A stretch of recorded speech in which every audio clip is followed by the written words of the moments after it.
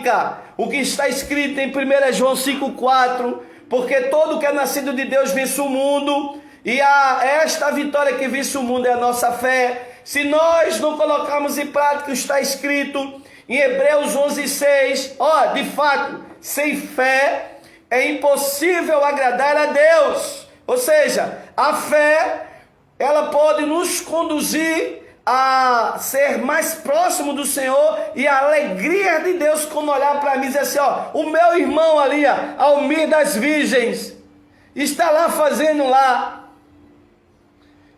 o meu retiro, para me adorar, para louvar, para as minhas vigílias, para os meus encontros, para que as pessoas sejam batizadas com o Espírito Santo. Mas como, meu Deus? No meio dessa pandemia, mas como, meu Deus? Os irmãos com crise para congregar, mas é pela fé. Porque sem fé é impossível agradar a Deus. E a segunda chave, para nós destravarmos, chega de travamento. A mente criativa de Deus quer que você prospere. Agora o diabo quer lhe paralisar, sabe para quê? Para que você não empreenda, para que você não faça coisas novas, para que muitas vezes Satanás queira lhe envergonhar, para que você não tenha recurso para investir em missões, para investir nos seus líderes, para investir no seu rebanho. Irmãos, pela misericórdia e a graça de Deus, Deus nos deu recurso. E no meu coração, quando eu chego agora na igreja, eu vejo mudado. Porque eu irei fazer uma extensão teológica, irei fazer uma faculdade aqui, se Deus quiser.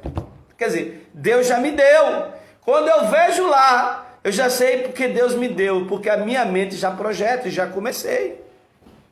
Agora, a segunda chave para tudo destravar, para que a tua vida saia do bloqueio, da escassez. Tem gente que vive na escassez, porque foi bloqueado desde o início de sua infância. Olha, eu vi um relato sobre escassez, tremendo esse relato, que despertou no meu coração. Um jovem pastor foi ser monitor em uma comunidade que acolhia menores infratores. E ele contou uma experiência, menores infratores e menores que eram tirados da sua família. E ele contou uma experiência que ele teve sobre escassez. Ele contou que na primeira noite, que quando colocou essas crianças para dormirem no horário, ao desligar a luz e sair do alojamento coletivo, ele se deparou com várias crianças chorando. E ele voltava e não entendia. E ele perguntava, as crianças diziam nada, não, tio. E depois, com a ajuda de uma psicóloga, eles entenderam e foi trabalhado em cada criança dessa um quesito chamado escassez. Todas as noites, antes de dormir, eles tinham direito a uma alimentação e ainda tinham direito de levar para guardar com eles um lanche. Por quê? Porque na sua grande maioria que vieram de famílias desestruturadas, muitas vezes a sua última refeição era pela manhã, eles falaram.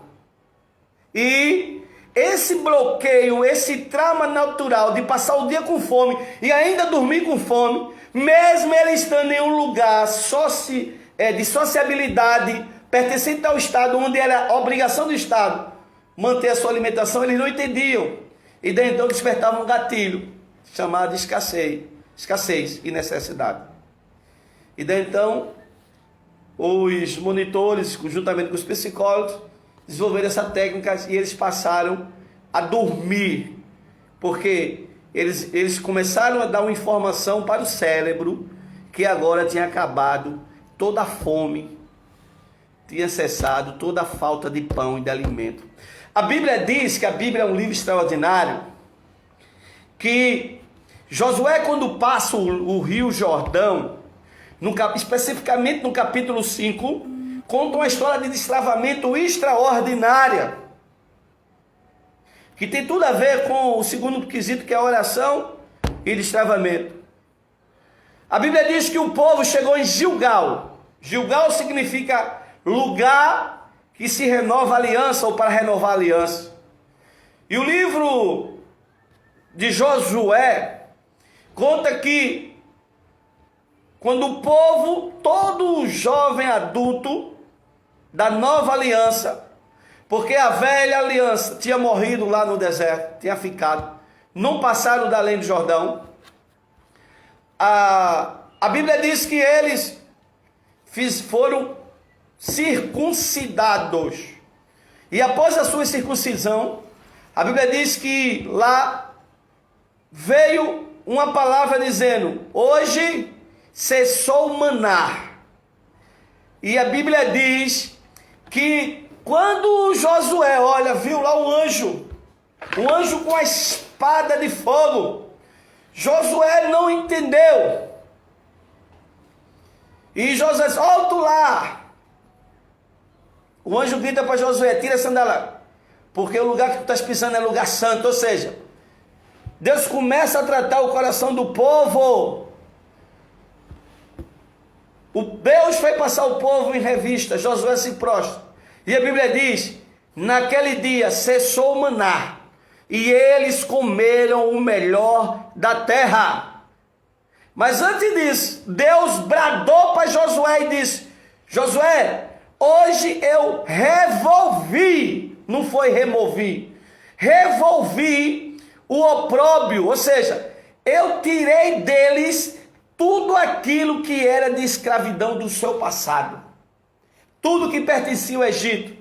A palavra revolver significa mexer sem ter direito de impedir, ou seja, o Deus soberano disse: vocês não ficarão com a mentalidade de escravo para tomar posse do que eu lhe prometi. E naquele dia cessou todo o maná e eles comeram o melhor da terra. Eu quero dizer para você nesta noite: você vai comer o melhor desta terra. Você é autoridade por Deus. Você vai tomar posse de fé. Você vai se levantar e acabar com essa escassez.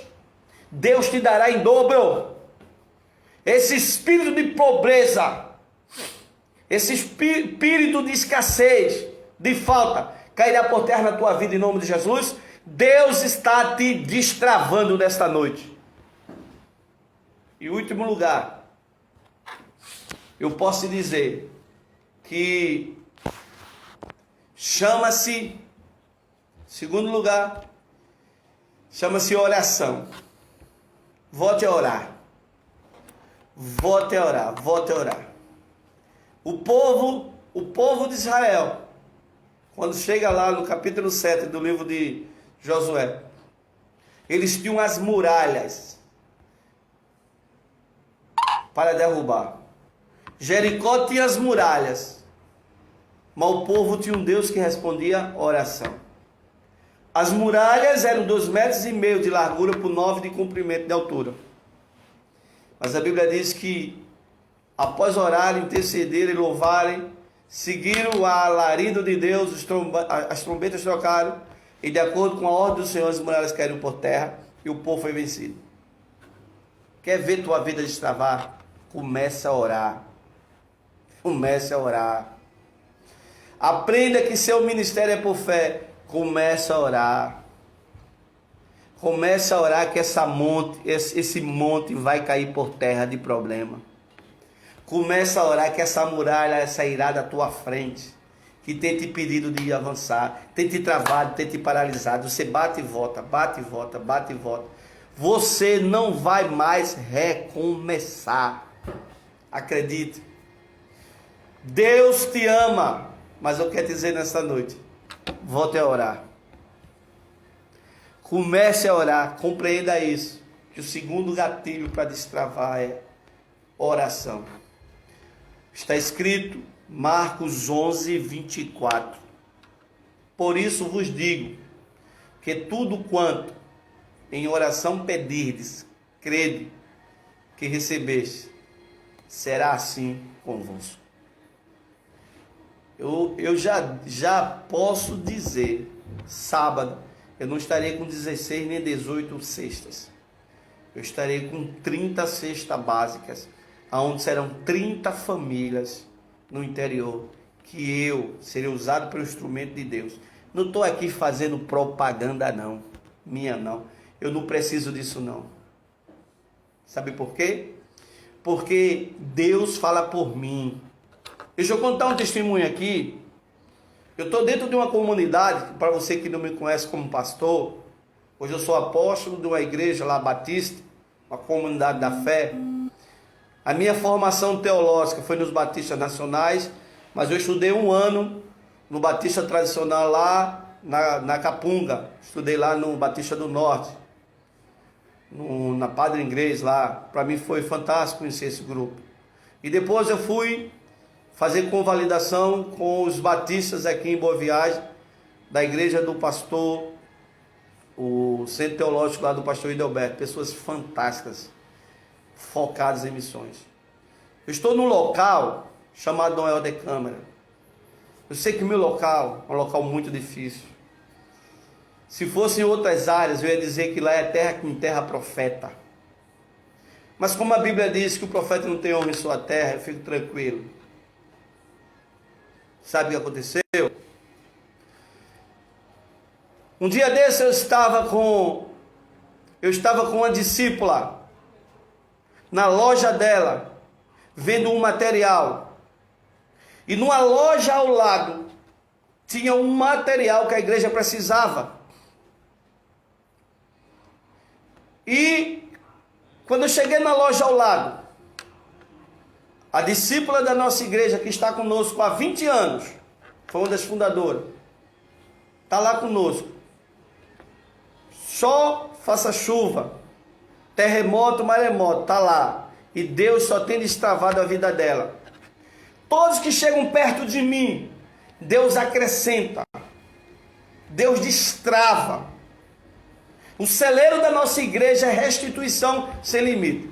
Quando eu chego nessa loja ao lado, que a discípula me apresenta, dizendo: isso aqui é meu apóstolo, é o meu pastor, pastor Heraldo. Aí essa jovem olhou para ela e disse: o senhor é o pastor Heraldo? Da igreja assim, eu sou. Foi o que eu fiz. Ela disse: que Deus abençoe, pastor. Eu sempre ouvi falar muito bem do Senhor. Eu sempre ouvi falar que o Senhor ajudou muita gente nesta comunidade. Eu sempre ouvi falar que o Senhor tirou muita gente das drogas e assistiu muitas famílias. Eu disse: glória a Deus. Eu disse a ela: essa é a marca do ministério, mas que seja dada toda a honra e toda a glória a Jesus. Só para